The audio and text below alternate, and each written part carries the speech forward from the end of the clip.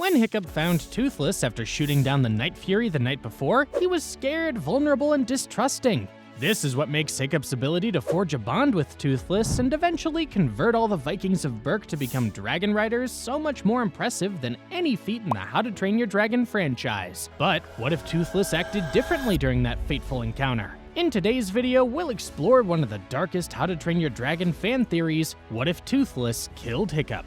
Picture this: a teenage Hiccup goes in search of the Night Fury he shot down and finds it trapped at Raven Point. Hiccup attempts to kill Toothless with his knife, but hesitates when the dragon looks away and accepts its fate. But instead of the cautious trust that develops between them, what if Toothless had acted on pure instinct? What if the unholy offspring of lightning and death itself had done what Night Furies do best: attack swiftly and without warning?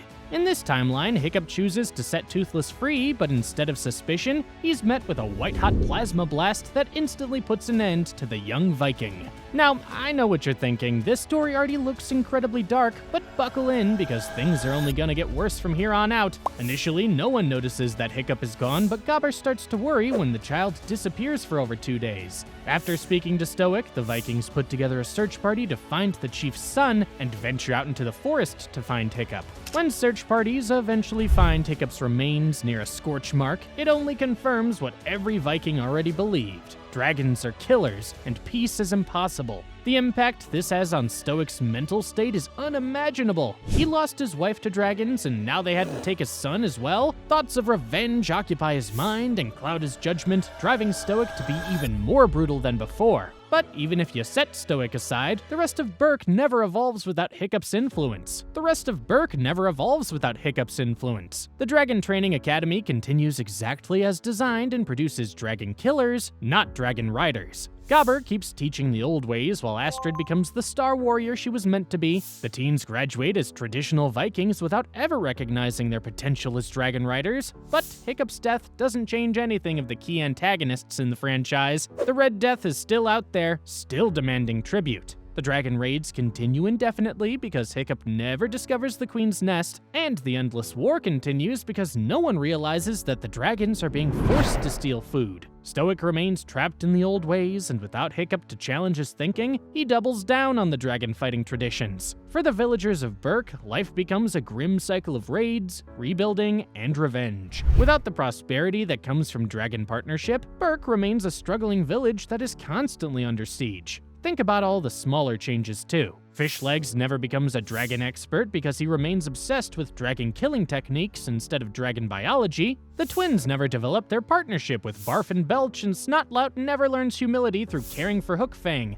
But the most heartbreaking consequence in our story is the fate of Toothless himself. Without Hiccup to create that prosthetic tail fin, Toothless remains permanently grounded, and a Night Fury that can't fly is essentially a sitting duck. Even Grimmel once described Stoic as one of the greatest dragon hunters to have ever lived, so the Vikings of Berk would eventually track down this flightless Night Fury, and when they do, there's no world in which Toothless makes it out alive. After the Night Fury is killed, he's converted into a valuable trophy for the Vikings of Berk, with his skin decorating the walls of their war room. Speaking of the war room, Hiccup's absence as the leader of the Dragon Riders leads to some serious political implications for the Viking world. In the TV series, we learn about Berk's complex relationships between tribes such as the Outcasts, Berserkers, Bog Burglars, and many others. Without Hiccup's dragon riding revolution, all these relationships are changed drastically. The Berserkers under Oswald the Agreeable had a peace treaty with Berk, but in the original timeline, this peace eventually breaks down due to conflicts over dragon training. Dagger the Deranged hears rumors of the fairy hooligan tribe riding dragons instead of killing them, and demands that they re-sign the peace treaty in dragon blood. But this time, there would be no such rumors, and even if Dagger demanded that the treaty be signed in dragon blood, Stoic would be more than happy to oblige. But things get dangerous for Berk with Alvin the Treacherous and his outcasts. In the series, Alvin's entire redemption arc is built around his respect for Hiccup. However, without Hiccup, this redemption arc never happens. Additionally, there's no intimidation factor from the Dragons of Berk either. Thus, Alvin remains Stoic's bitter enemy, and the outcast raids continue indefinitely. Without Hiccup to eventually broker peace, this becomes a generational war that bleeds both tribes dry.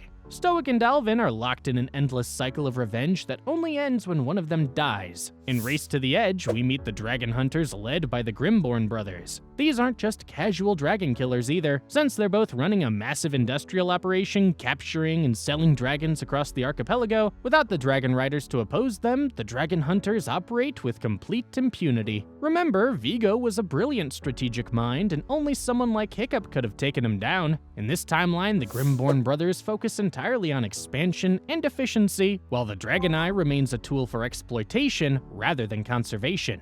Even Krogan and his dragon flyers would have an easier time. In the original timeline, they're defeated by Hiccup and the Dragon Riders, so without that opposition, they might successfully capture a bewilderbeast for Drago much earlier. The result? Many wild dragons becoming increasingly rare as they're hunted, captured, and sold without any organized resistance. Species that survive in the original timeline might go extinct in this one, while some species, such as the dragonflyer's singe tails, would survive through breeding programs. Things get somewhat less dark with Drago Bloodfist, as his invasion in Burke in the second movie was specifically motivated by learning about dragon riders. Astrid's capture led to Drago discovering that Burke had trained dragons which threatened his monopoly on dragon control. Without dragon riders on Burke, Drago has no special interest in the island. Sure, he might conquer it eventually as part of his general world domination plan, but it wouldn't be a priority target, and chances are that Stoic would survive in this timeline. The irony is bitter. Burke might be safer from Drago's immediate attention, but only because it never evolved beyond being a typical dragon-fighting village. Grimmel the Grizzly also doesn't play a major role in this timeline. In the original story, Grimmel had already hunted Night Furies to near extinction before encountering Toothless, but here's the thing, his motivation in the hidden world was specifically to finish the job by killing the last Night Fury. With Toothless dead years earlier, Grimmel achieves his goal of complete Night Fury extinction.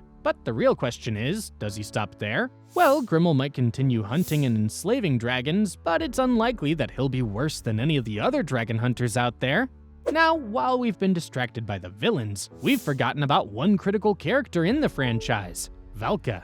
Her story becomes particularly tragic in this timeline because learning about Hiccup's dragon training brings her back home and reunites her with her community. But now, Valka remains in her sanctuary, protecting dragons and hoping for a sign that the world has changed. More importantly, her network of protected dragons becomes increasingly isolated as the outside world grows more hostile to dragonkind. The sanctuary that was once only a permanent home to injured and disabled dragons becomes more of a last refuge as dragon populations dwindle. But the worst part is that while Valka lives in isolation hoping for good news, the only human that turns up at her doorstep is Drago Bloodfist. Furthermore, key characters that are inherently good people like Eret, son of Eret, never get a shot at redemption. In the original timeline, his encounter with the Dragon Riders changes Eret's perspective completely, and he goes from being one of Drago's trappers to becoming a loyal Dragon Rider himself. In our alternate timeline, Eret never meets the Dragon Riders because they don't exist. He remains a dragon trapper under Drago, continuing to capture dragons for the Warlord's army. But the most significant long-term consequence is that the hidden world remains completely undiscovered.